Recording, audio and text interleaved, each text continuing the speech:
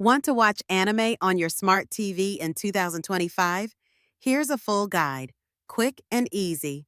Most smart TVs support apps like Crunchyroll, Netflix, Hulu, Prime Video, and HiDive, all with solid anime libraries.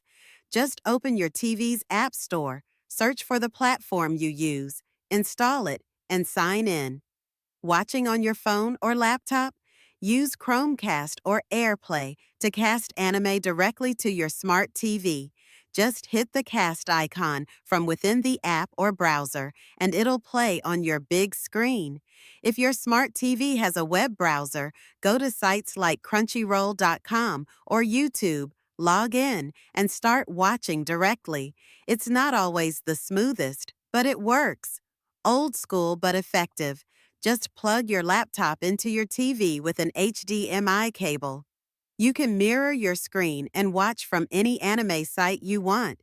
If your TV supports Android TV or Fire OS, you can even sideload anime apps like Aniyomi or use browser-based platforms like 9anime if it's legal in your region. Now you know how to stream anime on any smart TV, no matter what brand or setup you have.